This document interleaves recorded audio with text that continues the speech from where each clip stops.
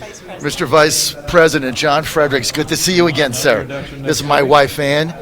All right, you're right there. Mr. Vice President, it's great to have you back on the John Fredericks Show. Thank you, John. Great to be on. We have seen each other many times. We have. As we traveled around the country, I had the pleasure of introducing you several times as you were fighting for the tax cuts, which have been such a major, significant boon to the economy, and nobody talks about it except people that got the benefit of it.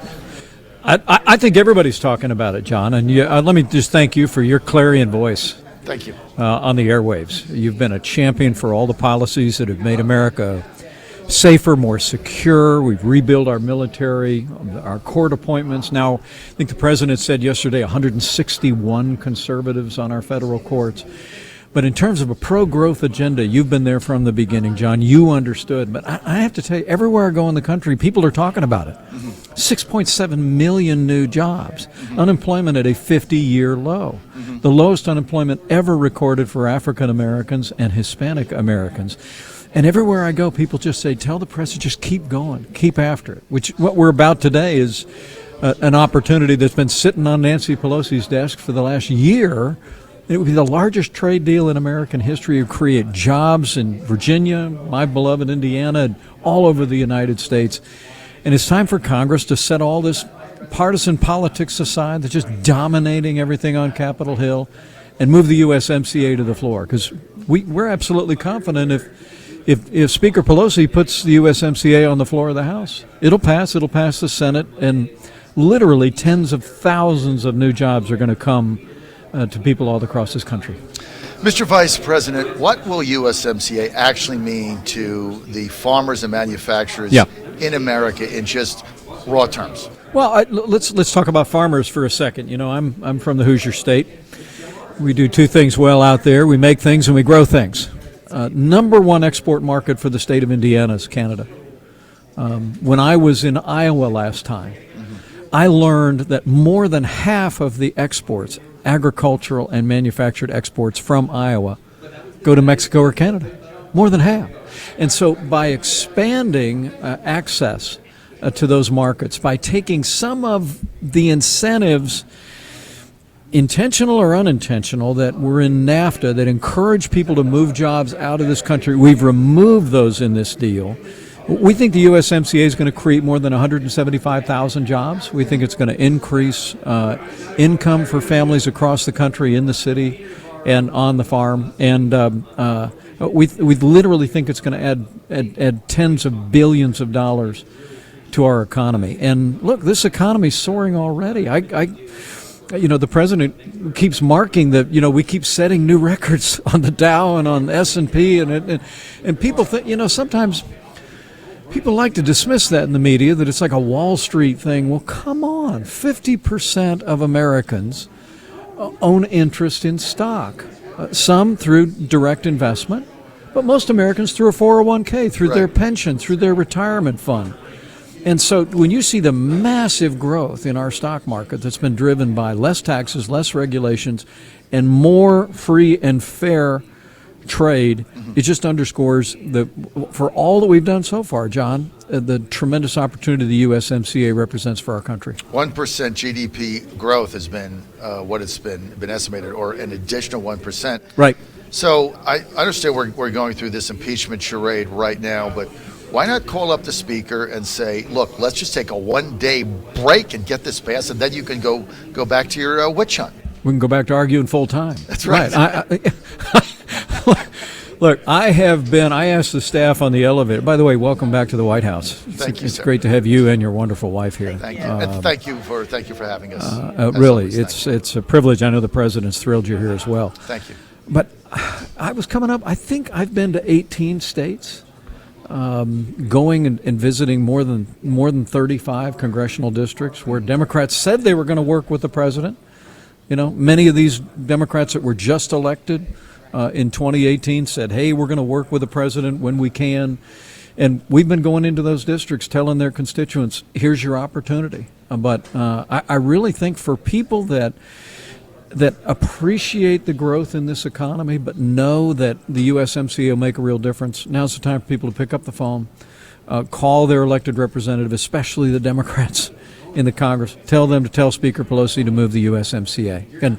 And maybe, just maybe, before the end of the year, we'll get the largest trade deal in American history to the president's desk, and we'll have a great victory for the American people. Well, Mr. Vice President, you were just in Virginia in the 7th District in Louisa a couple of weeks ago. That is Democrat Abigail Spanberger's seat, who campaigned. That's where our flagship is based. Campaigned as a moderate Democrat who would get things done and not be partisan. She's done the opposite. Well, it's I went into Congresswoman Spanberger's district, as you said. Right in the heart of the district. And I told people, give her a call. If you like what President Trump has done with less taxes, less regulations, more fair trade, an energy renaissance in this country, if you like what President Trump has done to rebuild our military that means so much to the American people, but especially to the great traditions of military service in Virginia, of active duty military, Norfolk. I got a future son-in-law stationed down at Norfolk. He's a Navy pilot. Okay. I mean, all that we've done is tell her, you said you were going to work with this president. It's time for you to take this opportunity. And I think the country, what's happening on Capitol Hill, the president and I have been very clear. It's a disgrace. Right. But it's also a disgrace what they're not doing.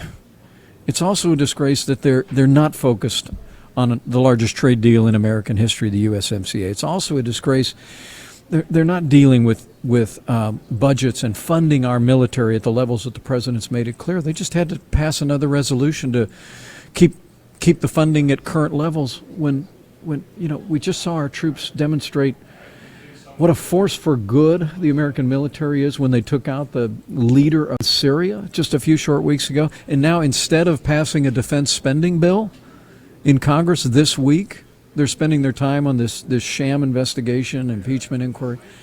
So, yeah, I think people need to call Congresswoman Spanberger and tell her, I don't know, I heard Mike on the airwaves the other day. I heard he was on John's show, and we just think you need to set politics aside, get the USMCA done. Because that's what she said she was going to do when she ran. Yeah, Just follow up with you. I was, and that was my thing, John. I've had a very blessed life. I've been around the sun 60 times, and I got a wonderful wife, 3 incredible kids. But my career, I made a living in radio. Not like you. I wasn't as big a deal as you, but I made a little bit of a living in radio 25 years ago. And I'd run for Congress a few times and not made it. But I always said if I ever got to Congress, my whole ambition in Congress would be just to do what I said I was going to do. Let my yes be yes and no be no. I used to tell people, when you go to Congress, just vote right and go home for dinner. And that's all we're asking Congresswoman Spanberger to do. Just do what you said you would do when you ran for the office, and that is seize an opportunity to work with this president on behalf of every American and pass the USMCA. Mr. Vice President, final question. Yeah. Impeachment. It looks like, from what we can see, the president is likely to get impeached on 1 or 2 counts in the House. Where are they going with this, sir? Well, let me just say, I don't consider it a foregone conclusion that they'll have the votes to pass articles of impeachment. I mean, look, the more the American people look at this, the more they see the hard and undeniable facts. Right. Right? And that is, the president had a phone call with President Zelensky. All right. And President Zelensky has said, as his foreign minister said recently, there's no pressure. Right? There was no quid pro quo in the phone call. He said there was no pressure. Right. We went forward in our discussions. Even I met with President Zelensky in Poland. And a week later, the president released all the aid. And I think as the more the American people look at these hard facts, they're going to see this for what it is. It's just all part, John, you've covered it like nobody else. Thank you. I mean, the last 3 years, Democrats in Washington have been trying to overturn the will of the American people in the 2016 election. They spent 2.5 years on their Russia collusion investigation. Hoax. The Justice Department found out it was a hoax. I mean, that it was no collusion, no obstruction, case closed. And now we had about a 1-month intermission, and then we're back to this. You know that 5 members of the committee that's hearing the testimony today voted to impeach the president before July of this year, before any of what their allegations pertain to even occurred. 5 members of the committee had already decided the president should be impeached. I think the American people see it for what it is. But the thing is, what today's all about is and it's something that I really love about this president, is he never stops. John, you know him well. Your family knows him well. You've been there from the beginning. Yes, I think you've been there since he got off the escalator. Well before that. Even before that. You understand, he never stops delivering. He never stops fighting to keep the promises we made to the American people. So I promise your listeners, whatever Democrats want to spend their time on Capitol Hill, we're going to keep focusing on a stronger, more secure America, rebuilding our military, keeping America secure, providing border security, ending the crisis of illegal immigration on our southern border, growing this economy, the USMCA, more pro-growth policies, more conservatives to our courts. We're going to keep making America great again. Is the New Jersey Democratic congressman who blasted the hearings a split in the dam? Well, there were two of them. There was not just a freshman member, Right. Who I greatly respect, but also a member who I served with when I was in the Congress. Right. Congressman Colin Peterson's the chairman of the Agriculture Committee, who voted against this impeachment inquiry going forward. And I think it's important to remember the only bipartisan vote so far has been against proceeding with this impeachment inquiry. And the American people see this for what it is. It's a partisan impeachment, which is never what the founders contemplated.